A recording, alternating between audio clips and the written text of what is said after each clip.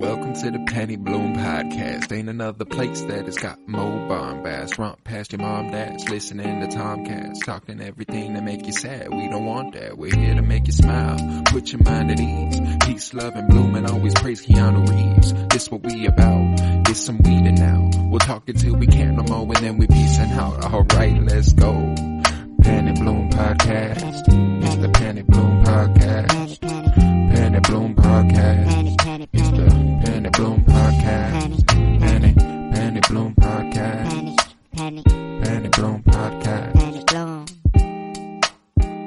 Hello everybody and welcome in to another episode of the Penny Bloom Podcast. It is I, Colton Robertson, and today, for the 199th episode of the Penny Bloom Podcast, I am joined by Joseph George. What's up, homie? What up, what up? Always a pleasure to be here. Oh, and it is always a pleasure to have you. Today, we continue the Moon Knight's Watch. Those who hear it. Those who don't, won't. We're here to cover episode 3, The Friendly Type. This was, so far, my favorite addition to the Moon Knight series. I think it could be pretty broadly said that that's probably the case for most people. Mm-hmm. Oh, yeah. Yeah, this one started to get a little more real. Got a lot more, I guess not backstory, but just a lot of learn more context. Gods, they're real. They're right there. You know, like we saw their avatars, yes, not like them yet, but express mention of their realm. Mm-hmm. Madripoor. Madripoor gets a name drop, which was cool. I missed the what are they called? RFID, the little scan thing. I missed this episode. I didn't catch it. Didn't know where it was. But yeah, dude, I really liked this one. You know, there were a few shots. This one was the most conflicting for me from a film, like critically viewing the way it was made. There were some shots that were like fucking beautiful. I've gotten more into like looking at the mundane things. Just people talking. Just little shots can do a lot. And there are a few moments in this episode where I'm like, God, you could have done something really good with that. And you simply didn't. From a camera angle and visual standpoint, like the shots where he's holding the dude over the ledge, they're effective. I know he's holding him out over a ledge, but goddamn, don't you feel like they could have intensified that by a little bit? That's fair. I was wondering like what you were kind of meaning by that. Oh yeah, and that's a perfect example. Yeah, they could have increased the stakes there just with a little bit more of an artful touch. There are a couple. There's like one shot in specific that's very one plane shot, just happens, and that's that. And it's when the shit's spinning. They're turning back the sky, and it's a shot of Arthur Harrow in the back of the car, and they pull up, and in the window you can see his cane through like the silhouette of it, and then it rolls down, and it's just like, it was just a small satisfying shot, and I was like, God, I wish they had like that sort of attentiveness to most of these shots. It was just like because there are a few that like I'm like, wow, that was beautiful. And then there are just some that's just like, this is getting a little plain for me at spots. I wonder how they go about filming this, if it's all chronological or I guess like per location, if they just like do everything there, like they know what they're doing. If it's more shot like a movie, or if they tone just some stuff down because they know they have to film so much more. That's fair, you know, like there is no telling, and that's really the only thing this show keeps telling me over the course of its unfolding is that either they need to be better about telling episodic stories with a through line, or they need to drop the whole season at once. That's fair. I guess if you are going to drop it episode by episode, you would think that each episode could stand on their own. You have the obvious cliffhangers, at the end of every episode that get you to want to come back, but that's every show. That's just most TV 101. Yeah, that's what they do. But I'd say that this show is definitely a binge. Like, it's going to be way better once it's all out, and you can just. I can already tell. Like episodically, I felt kind of down on it, but then I reflect on what we've gotten so far, and I'm like, this is a really good first half of a movie. Like, if we're looking at it like as the beginning of a story, which it is, it's going in a really good direction for me. But it's just week to week, it's kind of boring me. And, and I think it's happening more with this show than it has with other MCU shows. And I don't know if that's just the story that they're unfolding will be more satisfying all in one spot, or if it's just like, because this is not holding the attention of the general population the way some of the other shows have. Like, my timeline for sure Wednesday through Friday is dominated by Moon Knight. But I'm very heavy into Marvel Twitter, very heavy into this shit. And I come the next week, I'm like, oh yeah, Moon Knight's tomorrow. I'm not like, fuck yeah, waiting for Moon Knight on Wednesday. Need to have it, yeah. WandaVision, I'm like, I'm here every Friday, Friday morning at 2 a.m. I'm here. Need that. Loki, I was still in it, and Falcon and Soldier still in it. Like that's true. That compared to those three shows, this one is kind of like, I'll watch it whenever I can get to it. And for me, that is kind of nuts, being how deep like I am into Marvel and need to know like all this stuff. Exactly, like and frankly, I don't mean that to say that I'm not enjoying it. I definitely am. It's just that, and I also don't know if that's a sign of me getting bored with their format. Like, it's not the show's fault. It's just that they've done this 4 other times now. And I'm like, all right, I'm ready for y'all to do something new on the TV side of things. Because I think there's a reason their movie formula worked. Like, where it was like, you look at them all in broad strokes, and it's like, yes, these are pretty cookie cutter. We're kind of doing a lot, but they came out once a year. True. They weren't once every couple months, where we could really key in on the fact that, oh yeah, I'm kind of watching a lot of the same shit. And I try not to be, I don't want to be too critical, because I do enjoy it. And it sounds like I don't. But I do. I promise I do. I'm having a good time. I mean, we'll get more to what I'm liking, but I had to get my gripes out early. Yeah, to put it in that frame of reference, like being halfway through, and how much has happened. I feel like now that Steven and Mark accept each other, like they fully accept each other, and like they're realizing their own strengths, which was really cool in this episode. To like, because I was wondering how Mark would be okay with letting Steven in, because it makes perfect sense why Steven would let Mark in to do all the fighting, because he doesn't want to do that. Take the ball. Yeah. He took back and he's like, all right, guys, let's talk it out. All right, you know what? All right, screw this. This is not me. Right, Mark, you got him in. And that was so funny, that whole scene, because I was like, Steven, shut the fuck up, man. This ain't your realm. You don't know what you're doing right now. Because he was like, Mark, stop. And he's like fighting 7 men who are charging at him. Yeah. He needs to fight them off, or else they're going to beat his ass. And I just thought that was so funny. But I mean, the strengths of Steven, he's a smart guy. He knows his history. And I mean, Layla, we've gotten not a whole lot of information about her, but she knows her stuff too. She knows how to read hieroglyphs and stuff. But Steven was kind of the one that was like, oh yeah, like here's what to do. Here's how we do all this.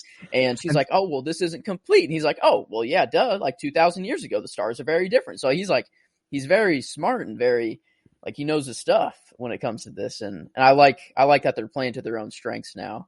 Oh, I do too. I really do enjoy that. And I also like that we got a little bit more of an insight we didn't get an insight as to how long this has been happening to Mark, but we get the idea that Mark has been experiencing this for a while and has been good at controlling it, yes, quote unquote, until recently. And I think that's interesting, and we get a line in this episode that made me go, if I'm interpreting it right, when Layla goes at the beginning of the episode, it's been 10 years. I can't tell if it's been 10 years since I was last to Egypt. It's been 10 years since something happened. I was like, that was like pretty unclear, and it felt like they're not in a place to be unclear about things. They need to articulate a little bit. Yeah, I don't remember. I can't remember the context of that. It's like the very beginning thing. When she's getting her passport printed and stuff, and who's that? She's like, is that lady like they have some sort of relationship, like whether it's just she's gotten so many passports, right? That like she's it seems like whatever faction they were working for, the mercenary deal they were working out of, they seemed pretty tight knit. I mean, they got married amidst the shit. So like, I wouldn't be surprised if it was just like someone they go way back with. And I don't know if there's maybe a comics character that I'm not picking up on that it's supposed to kind of be. But regardless, this episode strengthened Layla for me a lot too. Last week I kind of left going, Layla, be a little more emotionally supportive to your mans. And this episode, I think we got a little bit more of that. I think we definitely did. And one really cool thing is that I think Steven, the identity of Steven is built around his love for Layla, his interest in Egyptian, the poetry, subconsciously that he that's who he really wants to be almost. And Layla is much more attracted to Steve. They had that moment. Oh, you see it. Then she was like, whoa, hello, where's this guy been, my whole life. But I think it was definitely, that she just had no idea. She thought that, they've been married and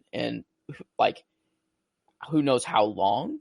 But it would be crazy to see your husband talk in a different accent, to, read hieroglyphs and talk about your it did seem like an act at first, in her shoes, she's not immediately expecting.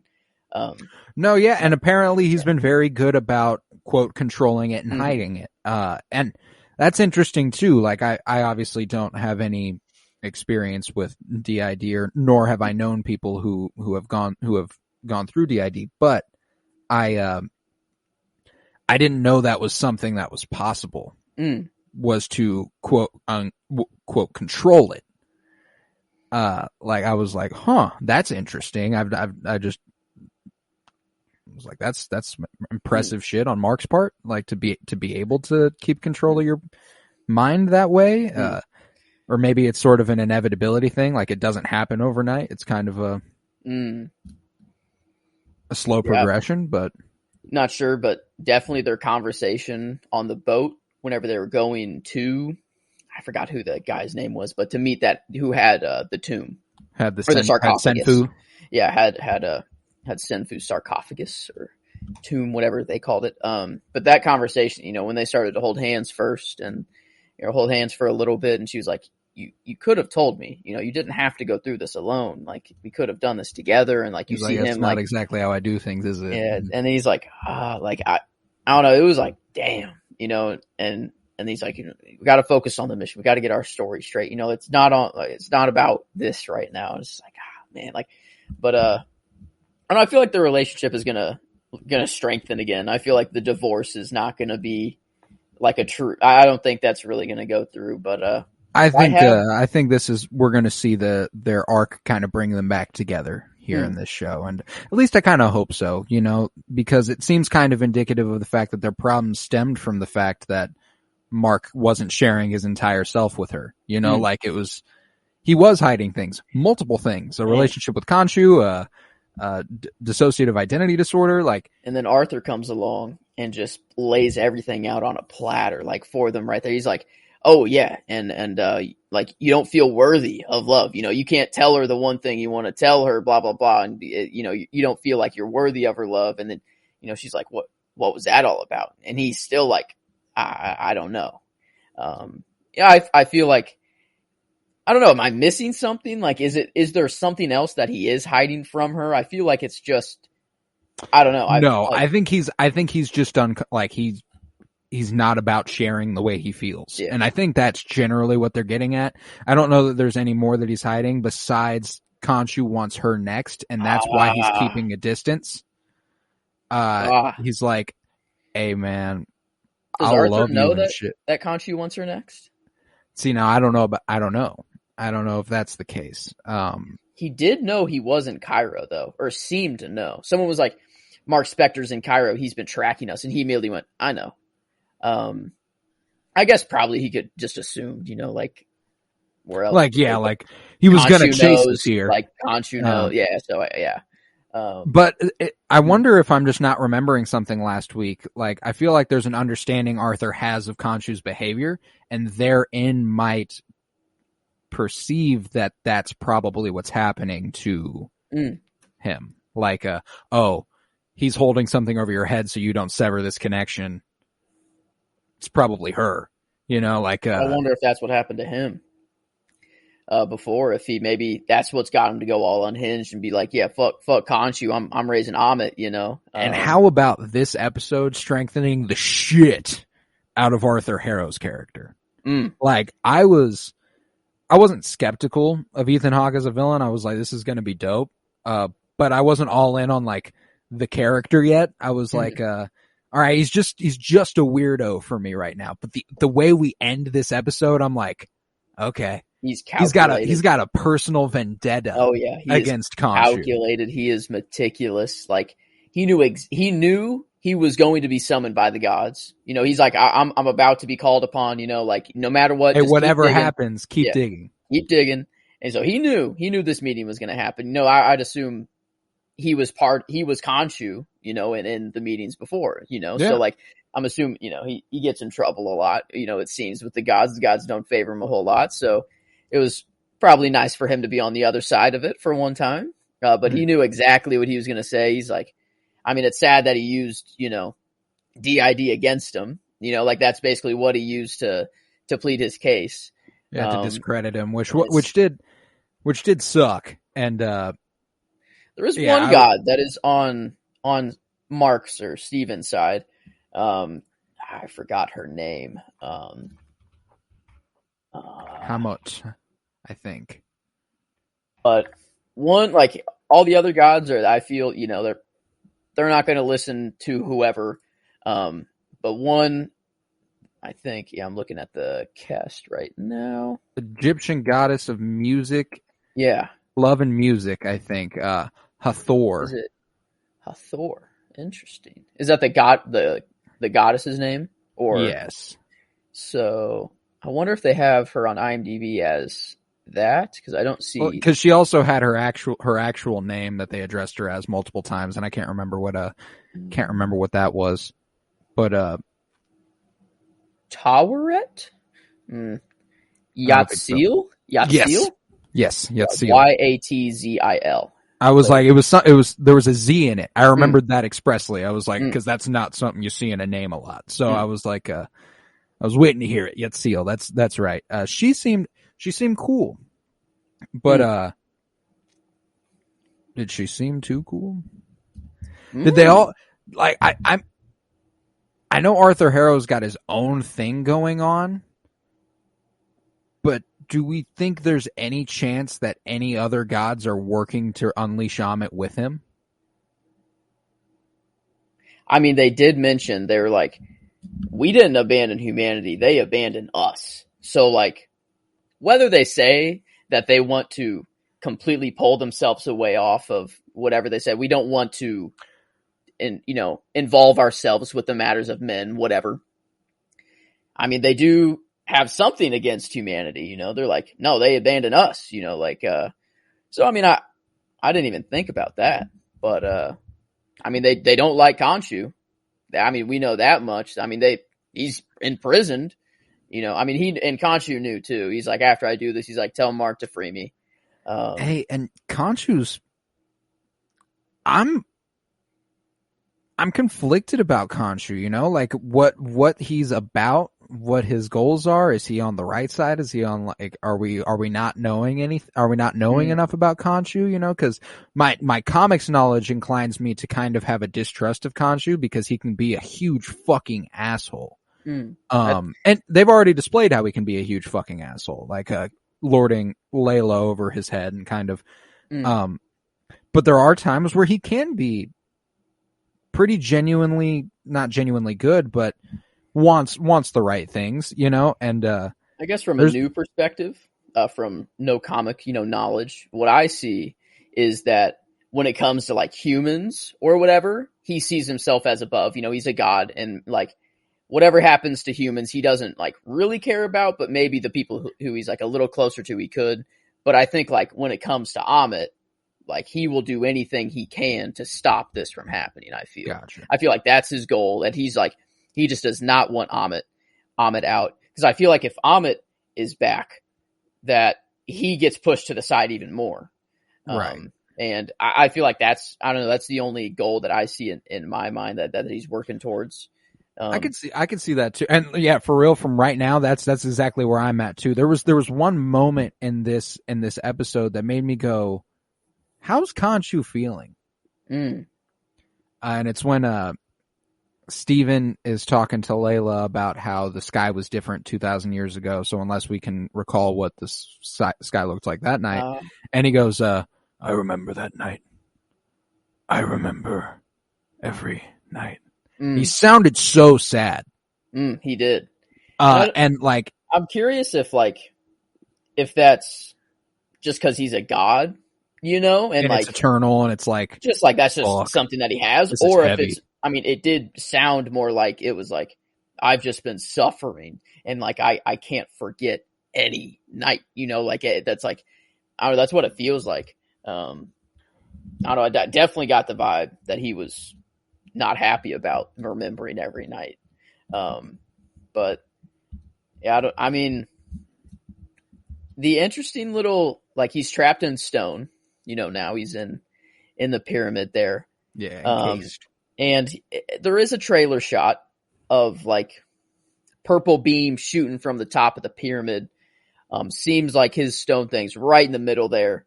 And purple beam, that feels like Arthur doing something there, or I guess maybe someone else has a hold of the staff, or I don't know what to call it. But I'm thinking of, like, they said, Arthur was like, can he hear us? And they're like, we think so, which is interesting that they don't know, like, why. Well, like, there's probably reason to believe that none of the Ennead here have been encased in stone. So they're like all hearsay. They're like, in Does theory. that also mean that no other god that they know has been trapped in stone before? Has Khonshu ever been? You think Khonshu's ever been in prison before? I don't know. That's interesting. Yeah, because like the "we think so" comment calls into, if they've ever done this, it means nobody ever got out. Because they would have been there to tell you, yeah, I could hear you. Khonshu's pretty confident that Mark can get him out, though. Right. Which is interesting. But if I'm going to throw a prediction in here, it's kind of wild. I think Oscar Isaac is done after this one season. I don't think he continues as Moon Knight. I think Layla is the one who continues as Moon Knight. No shit. Future on in MCU. That's I don't know. Something just clicked this episode. And I looked up their contracts. Oscar Isaac's contract is over at the end of this one season. That's all he is signed up for. Like, usually they have like appearances in movies or something, afterwards. That's in their contract immediately. But if I'm gonna put in a prediction, I'm only like 50% in on this though. But I feel like at the end of this, that I don't think Mark or Steven is going to be the Avatar Khonshu any longer. Hey man, I didn't take that step with that, but there have been points in this show, like I was just thinking earlier today, whenever I think about the shows that have been introduced, or the characters that have been introduced in shows, Monica Rambeau, Kate Bishop, uh, Mark Spector. There is one who I absolutely cannot imagine popping up in anything else, and it's Mark Spector. I don't see where he fits in. I don't know what the fuck would happen. But yeah, I wouldn't be surprised if this was a one and done. And I think my only concern is that if it's a one and done, it's got to be damn good. I Because feel if it's the Madripoor drop, her two things that she pulled out, from your thing to stab, to kill that dude. I feel like, we have the Monica Rambeau, Kate Bishop, two new Avenger type, Then you have Yelena Belova and Layla, more crime world, anti-hero type. I feel like that, I don't know, just these four females feel like they're sticking around for a while. I guarantee you Layla's here to ride, is here to stay. She's fucking awesome. I love that actor, and I love that actress, and I love I like the character a lot as of this episode. I think there's going to be a lot of room to grow, and I think it is interesting though, thinking about where it could go with the Oscar Isaac of it all. I think the MCU would be idiotic to have their hands on a talent like Oscar Isaac and not try to renew his contract. I remember hearing the news that his contract was only for the series, and being very, very encouraged by that because it means he's here to focus on this. Like, I'm going to put everything I have into this series, and then who knows what happens after that. Now, I have my first prediction, that's my first one that's a little more tame than my next one. All right. It adds a little bit of spice, because I'm like, man, I don't want Oscar Isaac to only be in this one season. I want him to be in as much Marvel as possible.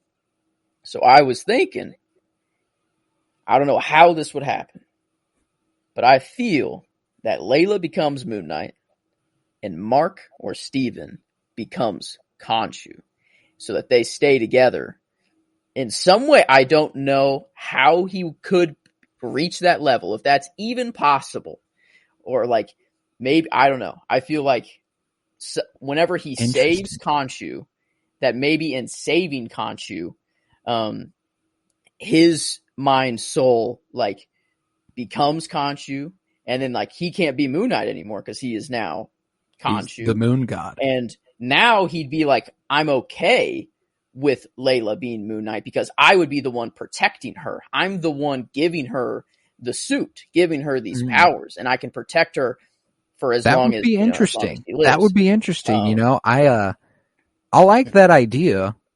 I just don't think he can become a god just like that, though. That's my thing. I don't know how it would happen. Maybe, but fuck it, man. They've pulled off some crazy shit before, so I'll take it as it comes. But there's one other thing in this episode that we haven't mentioned yet that is, for me, the big fuck yeah of this episode, and it's oh, Steven, what did you do, buddy? That wasn't me. Well, it wasn't me. A new player has entered the game. We've got our third. We've got Jake Lockley somewhere in the mix. And they're going brutal with it. Steven is obviously no fighting, doesn't want anything to do with violence. Mark will do violence when necessary, probably prefers it if not, but feels like this guy, he's going to be the pain-loving, I'm going to kill you as brutally as I can. I don't know. I feel like that's the vibe I'm getting. Dude, yeah, they're introducing him in a really dark, that was a really dark way. And it is interesting, Jake Lockley in recent years in comics has become more brutal. He has become probably more brutal than Mark and Steven in comic books as of the last couple years. But classically, it's been interesting. Jake Lockley has just been an identity assumed to to become a taxi driver in the city and to get information. Like, that's all he's there for. But there could be a pretty interesting little twist on that if he's there to get information in a different way. Yeah, I mean, that's what he was doing. He was getting information. He's just trying to find Arthur. Interesting. Yeah, I don't. There hasn't been any mention of a Jake. Like, no name drop at all. No name drop of a Jake. But I'm also intrigued, though, because the presentation of this identity surfacing was that Steven and Mark, like, neither of them knew who had taken control. So when Jake took over, like, is that like I to this point, anytime Steven's been inside, he's just been assuming Mark's on the outside, I'm guessing. So, like, they were probably still able to perceive the things that were happening, but thought the other was doing it. But the thing was that Mark woke up and said, "Oh, Steven, what did you do, buddy?" He didn't remember shit. So, like, there's a little bit of a back and forth in the way they're presenting stuff to us. And I don't know if it's just like it's getting complicated to portray to us. You really think that? Because, I mean, early in the show, whenever Steven went to Mark, he didn't remember a thing. You know, he's like, I woke up and I was in a completely different, you know, I didn't know anything I did. Before, like, they've accepted each other, then they could kind of, like, see what the other is doing. And I think it's more Mark and Steven. They've accepted each other.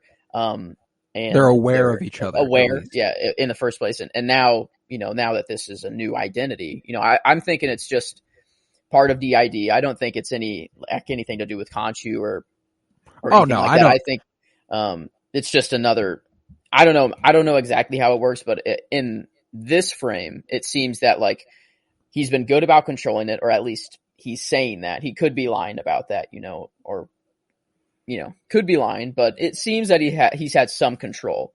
My thing is that he has to have, because if he didn't, Layla would have known. Yeah. But they keep saying that, like, something has happened. Something has changed. There used to be a wall between us, but something has changed. And maybe, like, I'm just like, I don't want to offend, you know, anyone here, but, like, if you have accepted, you know, your multiple personalities, and, like, they're getting to a place where it's more comfortable, like, this is still a disorder and it's not, like, a positive thing. You know, it seems like they're getting more comfortable, they're accepting of it, and that would be a perfect time for Jake, you know, to be like, another identity just to pop up, and because, I mean, DID is not supposed to be helpful. You know, it's not supposed to be a good thing. And I feel that they were in a place where they were more comfortable and they kind of understood. And I don't know, maybe it was just, but yeah, that's what's interesting though, is because, like, while it's not necessarily a positive thing to be going through, is it directly hostile? Does it go, you're comfy, that can't happen? Because if so, that really sucks. Yeah. Like, and for, like, I'm uninformed on the subject, so I don't want to offend anyone. Yeah, that's why I was like, I don't know. I'm trying to think of anything else that would have changed. Like, what event happened, you know, in order for this to happen? And the only thing that I can see is that they've accepted each other. You know, they're fully, like, aware of each other, and they're, I don't know.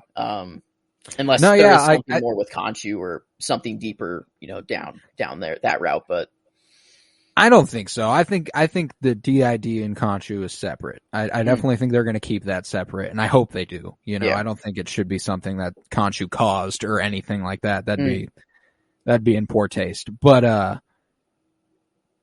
I am intrigued where they're going to go with this, and, like, we got 3 episodes left now. I think we got to meet Jake next week. I think we have to. And if put that down as a prediction.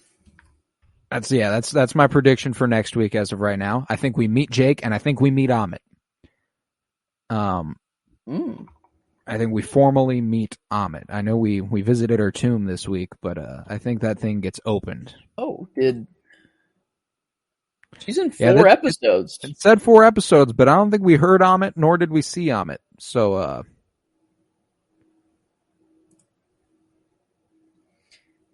it says, episodes 3, 4, 5, and 6. We didn't hear her voice, did we? I don't think so. No, we definitely didn't. Yeah, I don't know. Maybe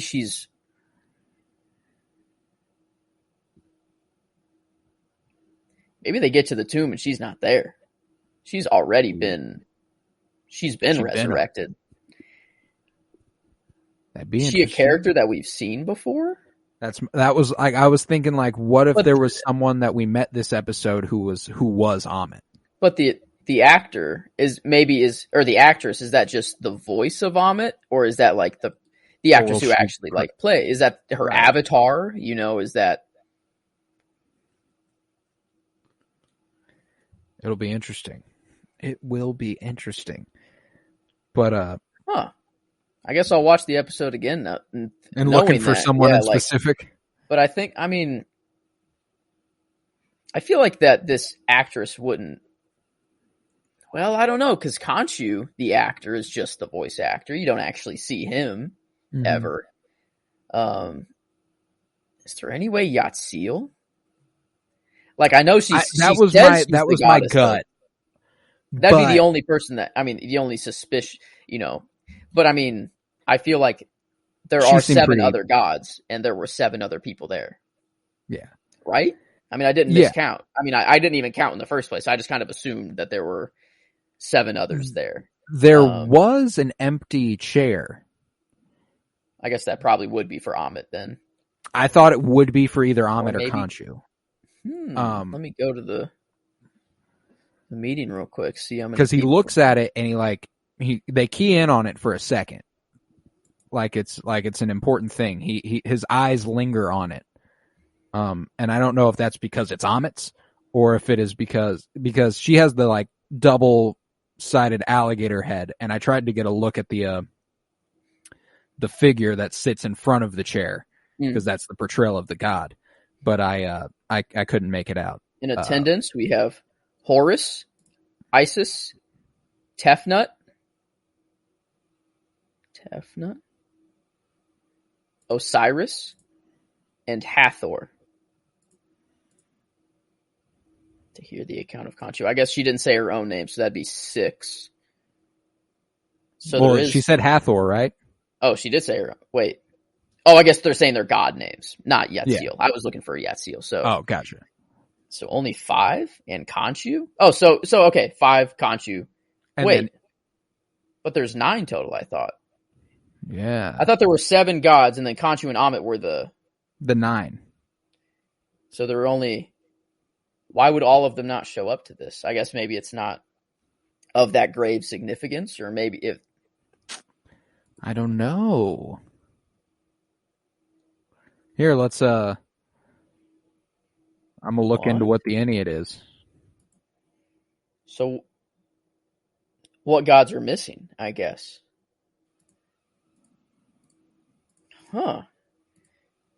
Horus, Isis, Tefnut. Yeah, that only 5. Horus, Osiris, and Hathor. Curious. 5, How 6, curious. Maybe.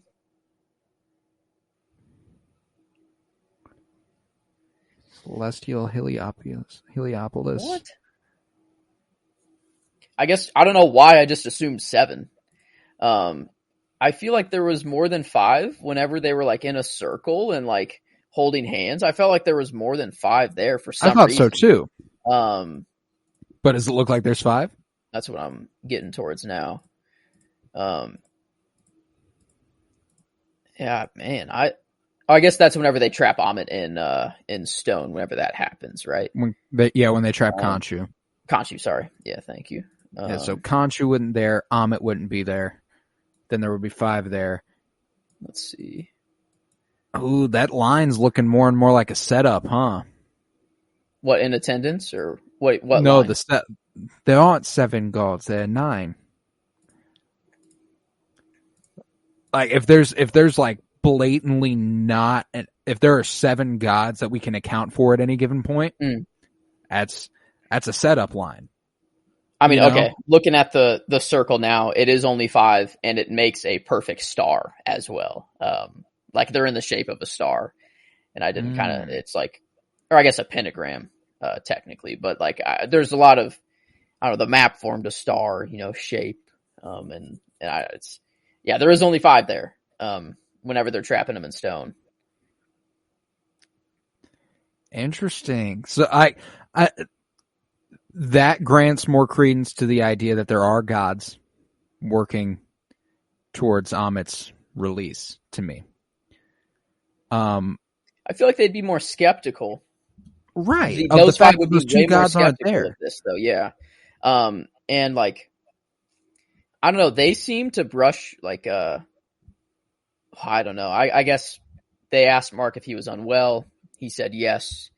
And then, but he's like, that doesn't take away from the fact that this dude's still trying to raise Amit, and they're like, all right, this matter's over. Like they were like, he was done instant. Huh.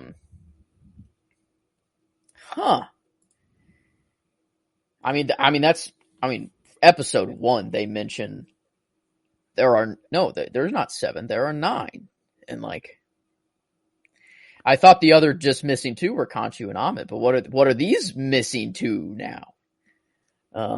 Right, like I like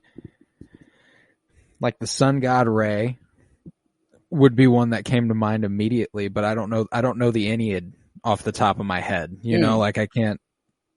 Yeah. Huh. Interesting. So maybe there are some other players in this game. Were there any other Doctor Doom references in here, or like? I don't know if there were, because I can I'm also like if Doctor Doom is involved with Arthur Harrow in any way, it will be a cameo. Move on. He's not a part of the story, I think it's if he is anywhere near involved, that would be like a little pop up, like pleasure working with you. You too. Boom. Cut to black. So I'm just looking at the cast. Yes, I recognize as a god. Yatsiel, yes. She was the other one. Wendy Spector and Elias Spector? Ooh. As in siblings? They're credited for 4 episodes. Supposedly, both of them were in this episode, which they weren't. Or I guess maybe... Oh, those are his parents. Elias and Wendy? Yes. Elias, I believe. Elias. Interesting. I don't remember. Was there any mention of them or in this episode? I don't think we see them. I guess maybe the IMDb is not to fully be trusted, of what credited, episodes that they're in. But I mean, I don't know. I mean, I don't know. We definitely didn't see Amit. I mean, like, or hear her. I don't feel like. I mean, it is. I don't want to like base theories off of just that they're credited for 4 episodes and like right. Whatever. Yeah, like IMDb is not gospel. Yeah, but I mean, that is interesting. This whole 5 instead of 7 that should have been there. And I guess how does Steven know that there are there truly 9? Because that's just from Steven. Because if you add, like, if it comes from anyone else, I might be skeptical. But like, Steven seems to know his shit. That's true. And to have the main character say a line like that is purposeful. So the 1, 2, 3, 4, 5, 6, 7, 8, 9. I mean, I just Googled the gods of Egypt. We hear Tefnut, I think is how it's pronounced. Osiris, Isis. There's Atum or Atum, Atum. Right. Shu, Shu. Geb, Geb, Nut or Newt, and Nephthys.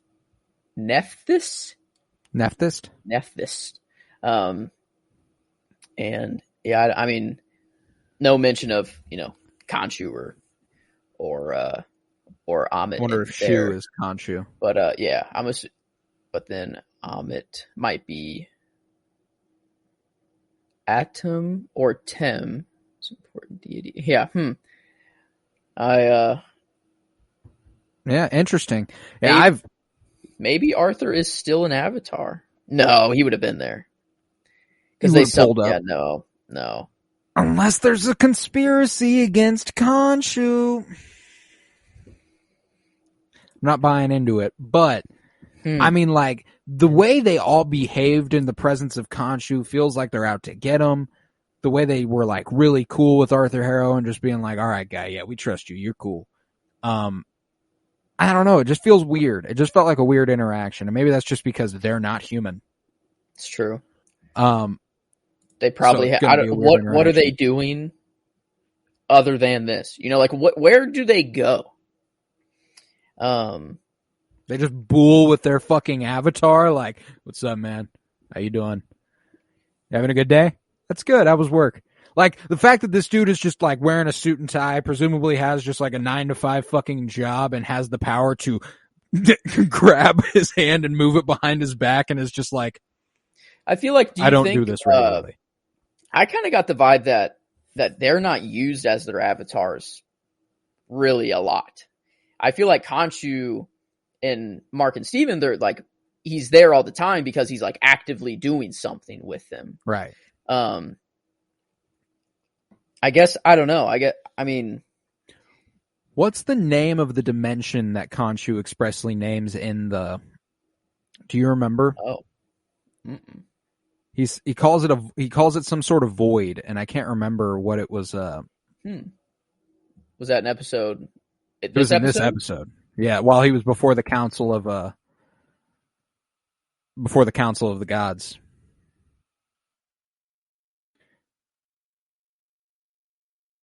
Let's see. I don't know, man. The other void. Yeah, he drops a place called the other void, which I think is, I don't know. That's pretty interesting. I'm curious. I am curious. Frankly, I have less of a clue as to where this is going than I did a week ago. You're muted. Thank you. Yeah, just the line, the overvoid, and one of 9 realms, right? I mean, we got that from the convergence, right, of all the 9 realms. Interesting that 9 realms and 9 gods lines up there. I don't know if that's a coincidence. I'm not convinced we're sticking by the 9 realms of Thor: The Dark World. I think there's far more. And that's just the alignment of 9 of them. Because in Thor, they do speak of them as just the 9 realms. Right. Which I mean, there could be far more. I guess we only go to like 3 of them. We go to like Svartalfheim, Jotunheim, Asgard, Midgard. Are those different realms? Yeah, I guess. Frost giants. So we have frost giants, Egyptian gods, Norse gods, Earth. fucking dark elves. And dark elves. So we have Svartalfheim. So we have 5 that we know of so far, and we have 5 well, and gods that are here. That's if the other void is one of those. Interesting. I wonder if that has anything like if the convergence like has if there was something more that happened there that were like because I'm thinking that's Thor the Dark World, right? That happens. Mm-hmm. Is that Dark World? Yeah, imagine they're like, we know how all of you hate this fucking movie. It's gonna shit out. Yeah, boom. Like you thought this wasn't important. Fuck all of you. This movie is if there's anything that it would make sense for this to connect to, it would be the other mythologies. Like to be like, yeah, we know they exist. We don't really fuck with the Norse gods, though. Like if like Khonshu's like, man, fuck Odin. Like that'd be funny. And I was wondering, like, because for like the Greek gods, I was trying to think. It seemed like in Eternals that the Greek gods weren't real; that they were just based off of the Eternals. Athena became Athena. It was just based off of her. They thought that something. So like. I guess that's just in Earth still, so in that same realm or whatever. Right, yeah. But I'm trying to think of like other. I guess it doesn't have to be gods that we know on Earth. It could just be some like alien race. I guess like the fucking dark elves. Like nobody out here worshiping the dark elves. Are they like? Whenever you go to Asgard. Is it just like, can you go, it would take a long ass time, but like, can you go from a spaceship on Earth to Asgard, or do you have to travel through a different realm? Because the Bifrost, seems that it transports through space. So my thing is you've got to suspend logic to discuss the realms.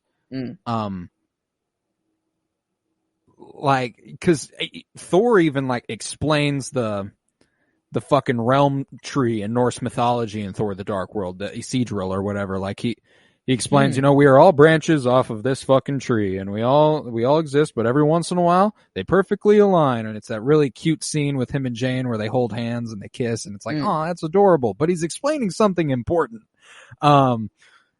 Like.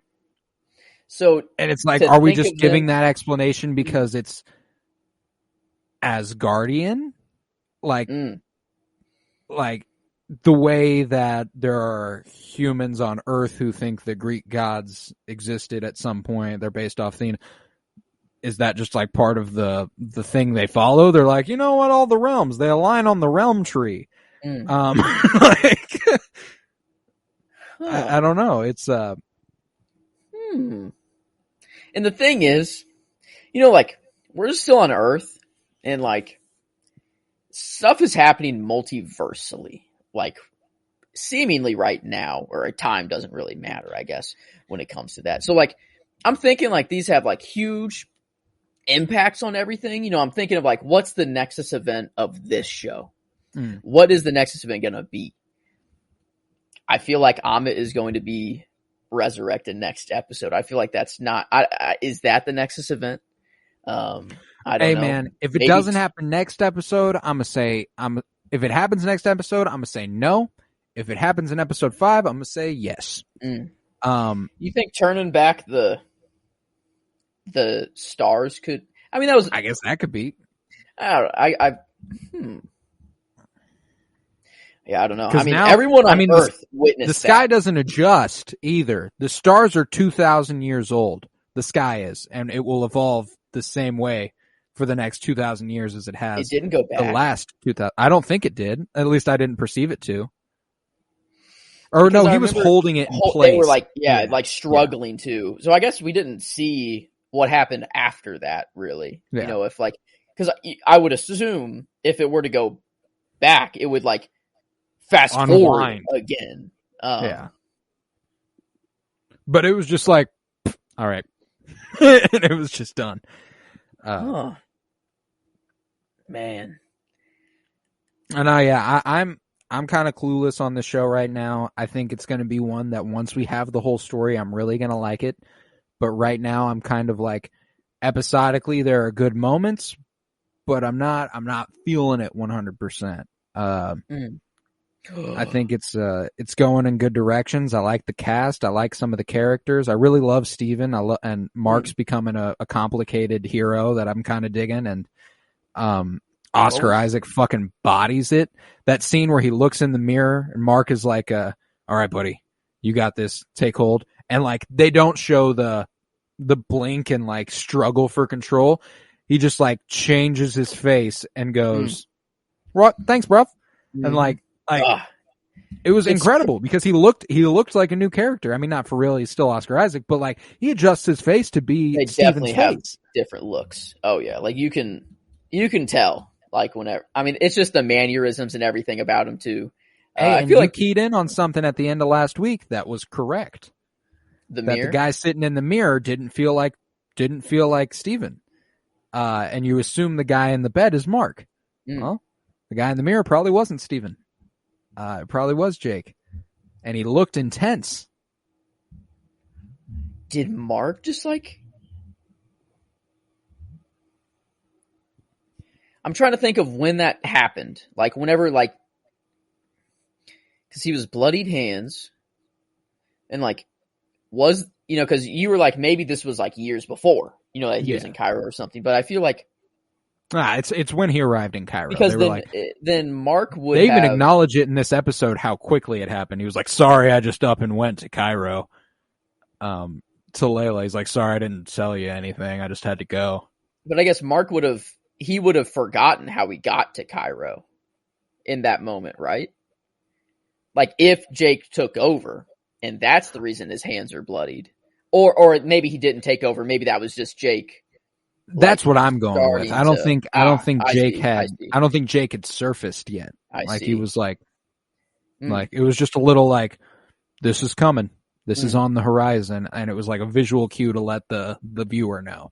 And I think you were right with that though. I don't think it was Steven in the mirror. One thing that Yatsiel mentioned, the person who knows the location of the tomb, and so none of the gods could know. Yeah, I forgot. It was Sinfu. Okay, so that's right. Okay, so just is Sinfu's like done? Like like is that like another god, or is that just like a? I would think it was just a dude who served the Egyptian gods. So just like a dude who lived during ancient Egypt and. So he's not a player in this anymore. I guess he was stabbed again. Yeah, stabbed again. So his dead body was. Damn. Okay. And that was an epic fight sequence too. I think that was the first time we got to see just how badass Mark Spector is in his full, not just against this hound beast where he slams it through a pike. He's fighting men and he's dominating. Ran through the fence, didn't jump over it. You know, he just ran through it. Like he just this man's fast as fuck. He can get stabbed over and over, and it's not going to affect him. He can like force grab the like things back, which was cool. I guess I don't know. Did he do that before? Like, and I just missed it. I feel like this time I was like, wait, what? He can do that? Like that's a thing. Like he can just zoom, like pull it out of some. Like I can't remember if it's a trailer moment or if it was something that happened in the last two episodes, but there's a shot of it of one flying back into his hand at some point. And I can't remember if it's in a trailer or if it's something that's already happened, but it was pretty cool to see that in this episode when he threw it at the people and then he just got it right back. And it's like, oh fuck, this dude, like the action is pretty awesome. And the guy in the red robe, forgot his name, but like we didn't see him fully die, right? Like no. he gets stabbed in the back by the Moonerang and rides off on his horse. We don't know if he died on that horse or not. That was an interesting, you know, like obviously just like dude's not dead, you know, like didn't see him fall off like it was in smoke too, like literally like he's like riding off into smoke. And like you just hear like a little grunt as he like continues to ride. He reached back and he was like still still kind of going on. So, okay. I wonder, like, if he has any connection to Madripoor. It feels like it. You know, he's in the black market at least. You know, I really hope like Val or Power Broker, Carter shows up possibly. You know, could be cool to see her. I'm trying to think of anyone else who could pop up here. I'm trying to think of like any last predictions that I can make that are. If we're going with the crime underworld side of things, Xialing, freshly running the 10 rings. Don't know how that would tie in, but that's another character who fits into this vein we were discussing. I forgot about all fucking awesome. Like I love all these young women that they're introducing. Layla, fucking awesome. Xialing, fucking awesome. Monica Rambeau, fucking awesome. Kate Bishop, fucking awesome. Elena Belova, fucking awesome. It's about time. You know, it's no shit, man. Like it's Captain Marvel 4 years ago was the first solo women-led superhero movie, and we've only gotten Black Widow since then. So Thor: Love and Thunder, getting another female joining the squad. Getting some Jane Foster in this bitch. I'm very excited. Very excited. I guess we have rated the previous episodes. Oh yes, yes we have, and I'm feeling pretty good about this one. As far as enjoyment is concerned, I'm higher on this than I have been the other two. This is more in that 4.25, 4.5 range. I'm feeling a lot higher on this one, especially since it feels like we're getting the ball rolling some more. This episode brought Layla up a level, brought Arthur Harrow up a level, taught us a little bit more about Mark and the Egyptian gods. So I'm digging that. That's where there were some beautiful shots. I'd say 4.25 is the floor. I don't know. I don't know if 4.5 seems a little too high. I don't know. I don't know. Maybe 4.5 is about right for this episode. I think. Nah, I think 4.25 is more on the right side of things. Feels right. 4.5 just seemed a little high. And like 9 out of 10. Yeah. Am I enjoying this? A 9 out of 10? I don't know about all that. I could have some more fun. But 8.5. 8.5, sure. I'll give you that. It was solid, and that's about how much I enjoy Marvel content typically. Man, but as far as the genre is concerned, a lot of. I'm officially in the camp of calling this a fantasy. We're here. We're inside. That's true. We're inside the Pyramid of Giza. That was a cute little moment. Yeah, that he's like, Steven had a fuck ton of cute little moments in this episode, man. He was awesome. I fucking love Steven. But we still got a lot of that supernatural shit. And for superhero television, had a badass action sequence. Villain became a little more mystery still in the air. Oh yeah. Lot more questions. Arthur became much more sound as the villain. True. And our hero was becoming much more hero-like. And Layla becoming, more. Yeah, I feel like this is, on the same level as episode 1 or more. All right, I'm with you there. I'll throw a 4.75 in the genre at it. I think that's a fair rating. And then as critically as it was made, I'm above where I was last week. But I don't think it was critically much better than the first week, because I still do have gripes with the storytelling, weekly, episodically. I think the reason for this is probably because they had to jam a lot more information into this episode. I feel like episodes 1, we were supposed to be confused, so they didn't have to put in all of these important things that had to happen necessarily. Right. So it was kind of just jumping back and forth, and that was a cool aspect of, even though I'm glad that Mark and Steven have a more, grip on it and they can control now. Like, it was just a cool storytelling technique device. To jump around and forget and to confuse the audience. Mm-hmm. But now that, I guess we might be getting that next episode again. We got it a little bit with maybe Jake, or whoever they go with, but I feel it's kind of in the middle of episodes 1 and 2.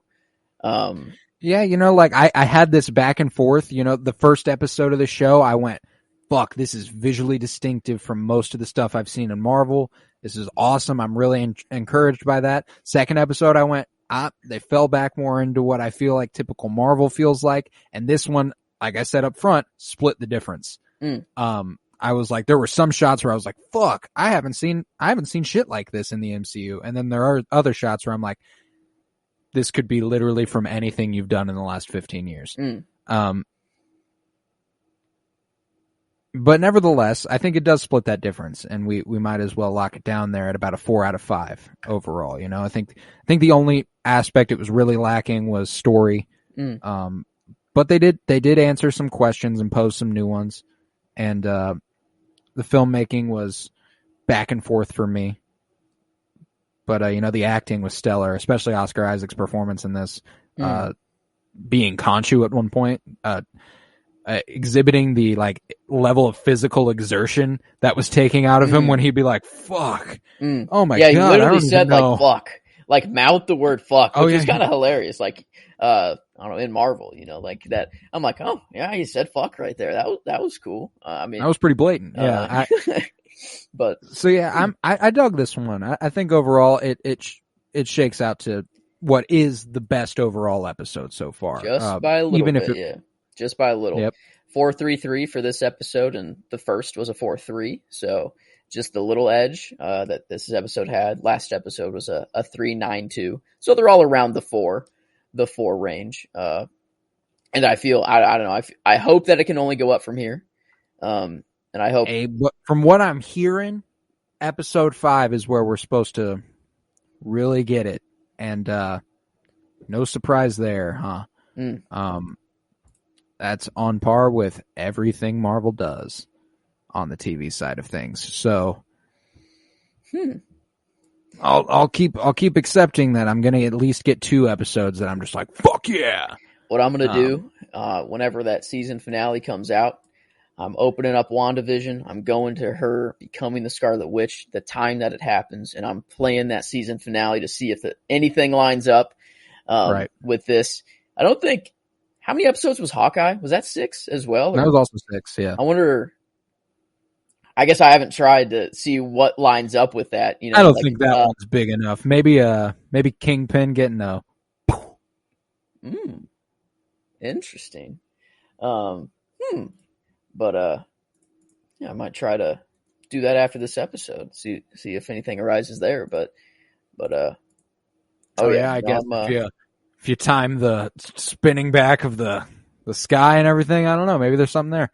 But nevertheless, I think that's kind of where my thoughts on the episode conclude. We're halfway through, and so far it's been a ride. But I'm still expecting more here. Definitely. Yeah, I mean, I feel like, in the trailer, there is still that, laser beam coming out of the top of the pyramid. Something big is happening there. Whether it's Khonshu getting freed or Amit doing something, big is bound to happen. And it is true. And I'm ready for it. I don't know. Hopefully, I don't know. I guess kind of for Hawkeye, we didn't even think we'd be covering Hawkeye at all. And then by the 3rd episode, we were like, maybe we should start covering this. It started to get good after the 3rd episode. So maybe this is kind of the same thing. I think it's already better than Hawkeye. I've enjoyed it more. I think the story is just kind of cooler. They have a lot more that they can do. There's a little bit more. There's a little bit more mysticism, and I'm here for the mysticisms. So, yeah, I'm fucking with Moon Knight so far. I anticipate I'll fuck with it more eventually, and yeah, with that, we conclude this episode of the Moon Knight's Watch and the Penny Bloom podcast. I was Colton Robertson. I was joined by Joseph George. Thank you very much, homie. Oh, thank you for having me. Always a pleasure. Oh, and it is always a pleasure to have you. And if you would, head to patreon.com/CoroBloom, where you'll find over 24 hours of exclusive content. All of that money goes back into making sure I can put this podcast on. I don't make any money off of it, so that's a huge help. If you would, head to Twitter, follow at Penny Bloom Pod, follow on Instagram at Penny Bloom Podcast. Remember to leave a 5-star rate and review on wherever you're listening, Apple, Spotify, anything. If you can leave a rate and review, please do it and make it 5 stars, if you will. And then if you're fucking with me and Joe, this Friday marks our 200th episode of the Penny Bloom Podcast, and we will be continuing our 52-year journey through film. No theatrics this year for episode 200 as we did for episode 100, but you best believe we going up on May 27th for the 3-year anniversary of the Penny Bloom Pod. I mean, it's also the 2-episode premiere of Kenobi, the 5-episode premiere of Stranger Things. Woo! God damn. Special day and Christopher Lee's birthday. So how does it get better than that? But let's go. But yeah, so this Friday is 1985's The Breakfast Club, episode 200, and that'll be me, Joe, and Tavares. So special one for the 200th. You know, we got the three main hosts all together. And with that, remember, peace, love, and bloom. And always praise Keanu Reeves.